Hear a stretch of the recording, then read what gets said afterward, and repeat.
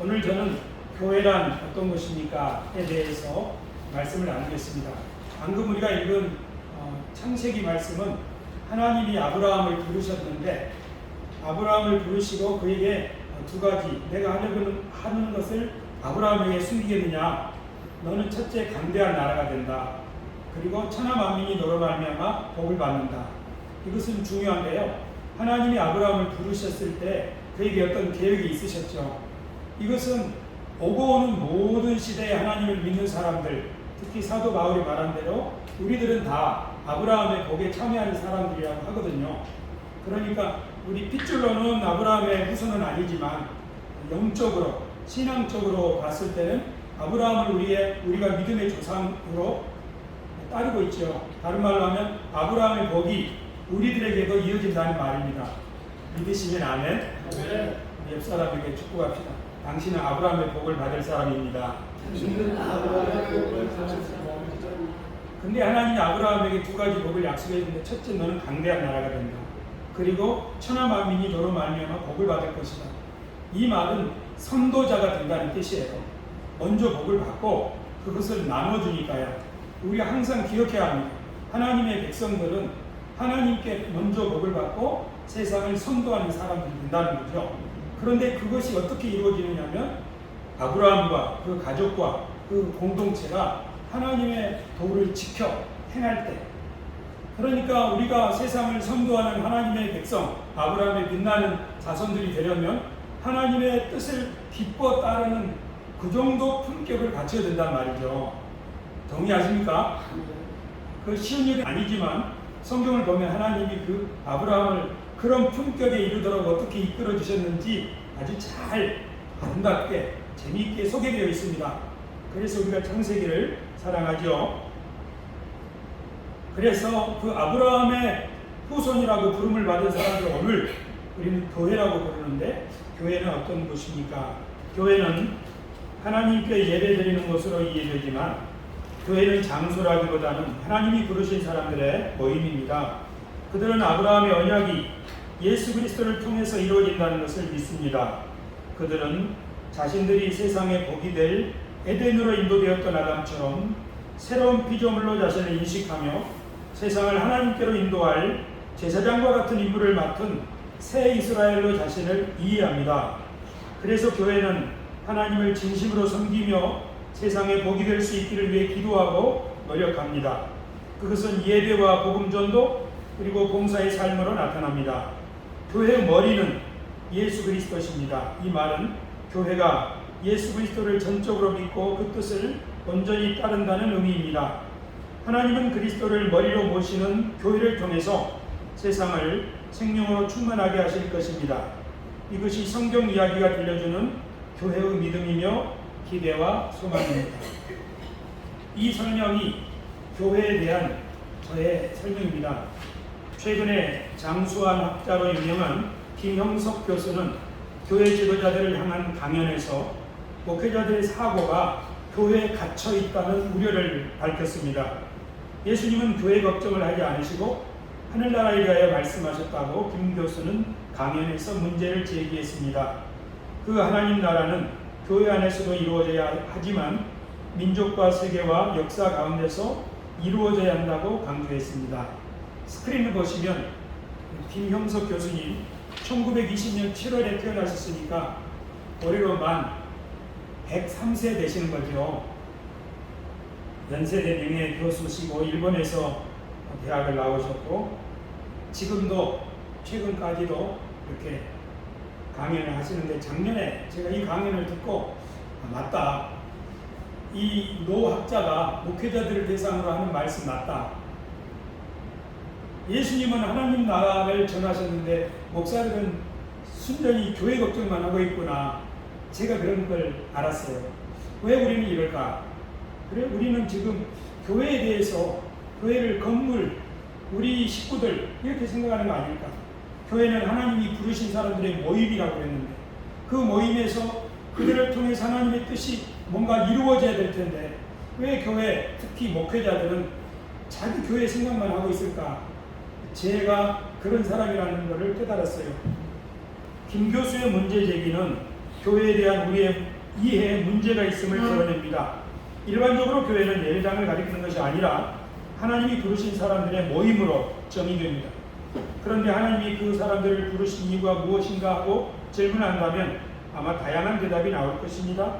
그 중에는 우리에게 복을 주시려고 부르셨다는 대답에서부터 복음을 전하고 예배를 드리라고 부르셨다는 대답까지 다양할 것입니다. 교회가 하나님이 부르신 사람들의 모임이라면 신뢰가 교회라고 생각하기는 쉽지 않습니다. 저도 그래요. 저희 새소망교회가 저희 교회죠. 우리들은 지금 다 내 교회 마인드에 지금 딱 사로잡혀 있어요. 저만 그런 게 아니에요. 여러분도 다 그런 거예요. 신우에도 하나님이 이곳에 부르셔서 우리에게 뭔가 일을 이루신다면 여기도 교회일 겁니다. 그러나 우리가 생각하는 그런 교회 말고요. 오늘은 교회가 어떤 것인지에 대해서 함께 여러분과 생각해 보기를 원합니다. 여기 스크린 보시면 하경상 하나님을 경험하는 삶이라고 하는 성경권 교재가 있습니다. 유명한데요. 거기에 대표적인 도표가 이겁니다. 하나님을 경험하는 7가지 실체. 제가 이 도표를 보고서 크게 깨달은 바 있는데요. 하나님은 하나님의 일을 하려고 어떤 쫙 변치 않는 계획이 있으시고 거기에 사람들을 부르셔서 하나님의 일에 이렇게 하나님의 뜻에 자신의 삶을 맞추게 하신다는 이 그림을 보면서 제가 뭔가 깨달았어요. 그렇구나. 그래서 제가 이렇게 그림을 그렸죠. 하나님은 창조하신 분이고 이 세상을 새롭게 완성하실 분인데 하나님의 위대한 그 계획 가운데 이 사람들에게 그 계획을 계시해 주시고 부르셔서 결국 하나님의 계획을 이렇게 완성해 가시는 것 아닐까. 그래서 이 하나님의 마스터 플랜을 성경이 이야기하고 있다. 그렇게 생각했습니다. 특별히 톰 라이트의 책을 읽으면서 성경 전체를 오막 드라마로 보면 창조, 타락, 이스라엘, 예수님, 교회로 나눌 수 있다. 그래서 하나님이 창조하시고 인간이 타락했을 때 하나님은 아브라함과 이스라엘을 부르셔서 인간과 세계를 구원할 계획을 세우시고 또 예수님과 교회를 통해서 결국 마지막에 세상을 완전히 하나님의 나라가 하늘에서부터 임하여 완성된 그 나라를 만드실 것이다. 이런 깨달음을 갖게 되었을 때 제가 책을 쓴 거예요. 조금 더 보겠습니다. 성경은 하나님이 사람을 부르시는 이야기를 많이 소개합니다. 그 모든 이야기는 하나님의 뜻을 이루기 위함입니다. 하나님의 뜻은 하나님의 경륜이라고 부를 수 있는데 그것은 이 세상을 경영하는 하나님의 마스터 플랜과 같은 것입니다. 하나님은 이 세상을 향하여 어떤 계획을 가지고 계십니까? 앞에서 여러 번 다룬 것처럼 하나님은 이 세상을 창조하시고 그것을 생명으로 충만하게 하겠다고 복을 명하셨습니다. 그것은 하나님의 의지이며 계획이기도 합니다. 그러므로 하나님이 사람을 부르시는 이유는 이 세상을 생명으로 충만하게 하려는 하나님의 계획을 이루시기 위함입니다. 사람들을 부르셔서 하나님의 계획을 보여주시고 그들에게 이 위대한 계획에 동참하게 하려는 것입니다. 그런 이유로 아브라함과 이스라엘이 부름을 받았고 같은 이유로 우리 주 예수 그리스도께서도 제자들을 부르셨으며 교회를 세우셨습니다. 교회가 하나님의 최종 목적을 천상의 세계로 인간을 인도하려는 것이라고 이해하는 것은 하나님의 의도를 가장 크게 오해하는 것입니다. 교회는 하나님의 의도를 바르게 이해해야 합니다. 즉 창세로부터 재창조에 이르기까지 하나님의 변함없는 계획은 이 세상을 생명으로 충만한 땅이 되게 하려는 것입니다. 교회가 하나님의 이런 목적을 이해한다면 교회는 자신의 위치가 마치 창조의 날에 하나님의 형상으로 지음받은 아담처럼 이 세상의 관리자임을 깨달을 수 있습니다. 이런 이유로 사도 바울은 예수 그리스도로 말미암아 새 사람이 된 사람들은 새로운 피조물이라고 소개합니다. 그것은 새롭게 지으심을 받은 존재라는 말입니다. 하나님의 의도가 뭘까요? 하나님의 궁극적인 의도는 이 땅에 있는 사람들을 건져서 천상의 세계로 데려가려는 것이 하나님의 궁극적인 목적일까요? 아니면 하나님의 의도는 하나님의 나라에 천상에 이미 새겨진 그려진 그 계획 청사진을 인간들에게 계시하셔서 인간들로 하여금 그 하나님의 계획을 이루어갈 수 있도록 그 계획에 동참하게 하여 결국 하나님의 세계가 이 땅에 이루어지게 하는 걸까요? 저한테는 굉장히 중요한 주제였어요. 예수 천당 불신 지옥, 이것이 제가 어린 시절부터 믿은 신앙생활의 궁극적인 목적이에요. 예수 믿으면 천국 가는 것이 최고의 과제요, 소원이고 궁극적인 목적이라고 생각했죠. 그러나 성경을 배우면서 이건 문제가 많다. 정말 문제가 많습니다만은 하나님의 궁극적인 의도는 하나님의 나라를 이 땅에 주시려는 것이다. 그런데 그 나라가 어떻게 임하느냐? 그것은 아브라함의 후손, 이스라엘의 자손, 예수 그리스도와 그 교회가 아브라함처럼 하나님의 도를 따라 그분의 말씀을 순종할 때 펼쳐지게 되고 예수님이 재림하실 때 완성될 것이라는 거죠. 그래서 성경에 나오는 이런 인물들, 아담이나 노아나 이스라엘이나 예수님이나 교회는 이 땅에 하나님의 뜻을 펼쳐나가는 대리인들이에요. 하나님이 사람들을 부르시면서 야야야, 내가 이 땅을 아름답게 만들었지만 망가졌으니까 너희들 저 세상으로 가자, 그런 목적으로 부르신다기보다는 야야야, 이 땅 내가 사랑하고 아름답게 만들어졌는데 이 땅의 대리인들이 그만 타락함으로 점점 망가지고 있지 않냐. 내가 너를 통해서 다시 한번 천하 만민이 복을 받게 하겠다. 내가 너를 세상을 밝히는 빛으로 만들겠다. 그런 자신의 대리인으로 하나님이 부르셨다고요. 그래서 사도 바울이 그리스도인들을 가리켜서 누구든지 그리스도 안에 있는 사람은 새로운 피조물이다. 뉴 크리에이션, 이 말은 아담과 하와처럼 세상을 새롭게 경영할 사람들이라는 의미죠. 또한 아브라함의 자손이라 하는 말도 아브라함을 통해서 천하 만민이 복을 받게 하겠다는 하나님의 계획을 이어받을 사람들이 교회인 거지요. 그뿐 아니라 교회를 가리켜서 새 이스라엘이라고 부르잖아요. 거룩한 백성. 그것이 하나님이 이스라엘에게 계획한 뜻을 이룰 그런 백성이라고 교회는 우리 스스로를 이해하는 거지요. 교회가 예수님을 본받는 것, 우리를 예수님의 제자라고 부르는 것도 마찬가지입니다. 하나님이 나를 이것을 위해서 부르셨구나 하는 사실을 사람이 깨달을 때 그걸 소명을 발견했다고 하는데요. 하나님의 위대한 계획을 발견한 사도 바울은 정말 흥분해서 자신의 삶을 그 계획을 실행하는데 온전히 바쳤습니다. 예수님은 그래서 우리들을 가리켜서 세상의 소금과 빛이라고 하지 않습니까? 그렇죠. 교회는 뭐다? 소금이다. 어디에? 세상에. 소금과 빛의 공통점은 뭐냐면요, 흡수하는 게 아니라 자꾸 발산하는 거예요. 교회가 이 세상에 지도력을 잃어버린다면 그것은 처음에 말씀들이 우리 교회 막 걱정하고 있으니까 자꾸 흡수하려고 하잖아요.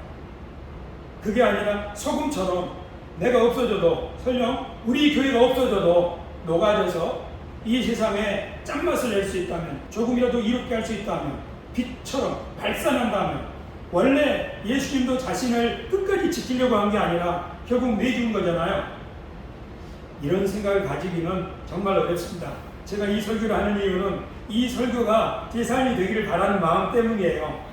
여러분, 교회 담임 목사가 자기 교회 걱정하는 거죠. 이 걱정에, 염려에 늪에서 빨리 빠져나와서 정말 소금처럼 빛처럼 살 수 있게 되기를 저는 간절히 바랍니다. 저를 위해서 기도해 주십시오. 그럼 여러분도 그렇게 될 줄 압니다. 자, 마지막 문단 보실까요? 교회의 이런 위치와 신분은 교회에게 세상의 빛과 소금이 되라는 사명을 부여합니다. 그리고 세상에게 복을 주는 존재가 되라는 임무를 일깨워줍니다. 이런 이유로 교회는 자신의 문제를 뛰어넘어 언제나 세상에게 복이 되는 삶을 추구하고 그런 일을 하려고 노력해야 합니다. 이런 깨우침은 우리로 하여금 세상을 등지는 삶에서 세상을 품는 삶으로 나아가도록 이끌어줍니다. 또한 교회의 안위를 염려하는 삶에서 지역사회의 덕을 세우고 국가와 민족의 번영과 평화를 위해 기도하고 행동할 수 있는 일을 모색하는 공동체로 나아가게 합니다. 21세기 현대의 교회는 이 세상으로부터 부르심을 받은 공동체로 자신을 이해하는 데서부터 더 나아가 그 부르심이 결국 이 세상을 위한 것임을 깨닫는 대로 나아가야 합니다. 그때 비로소 교회는 이 세상 속에서 자신의 위치와 소임을 바르게 깨닫고 그리스도의 대리인으로 역할을 수행할 수 있을 것입니다. 현재 우리 그리스도인들은 교회 자체의 안위와 걱정에 매몰되어 있는 우리의 처지를 깨닫고 어서 하나님 나라의 비전으로 우리의 생각을 충만하게 채울 수 있도록 노력해야 합니다. 여기 그림을 좀 봐주십시오. 그렇죠. 교회의 소명은 세상을 그리스도와 화목하게 하는 일뿐만 아니라 그 교회가 그리스도의 영광을 세상에 비추는 것이지요. 근데 우리는 자꾸 끌어들이려고만 하는 것 같아요. 교회는 지역사회와 별도로 존재합니까? 세상과 교회는 구별되어 있습니까? 아니면 지역사회를 위하여 교회가 그 안에 함께 살아가야 합니까? 이것은 우리 신우회도 마찬가지입니다. 신우회에 오늘 협동총무님이 한 분 전도에 오셔서 너무 잘하셨는데요. 잘하셨어요. 우리 계속 전도합시다. 그러나 기억해야 될 점은 우리가 모이는 데에만 목적이 있는 게 아니죠. 결국은 우리 부서에, 우리 성동구청에 우리가 어떻게 자신을 희생해서 그것을 빛나게 할 수 있는 삶을 살 수 있게 될까? 이것을 위해서 우리가 계속 주님 앞에 기도한다면 주님이 우리를 그런 품격의 사람으로 만들어 가실 줄로 믿습니다. 기도하겠습니다.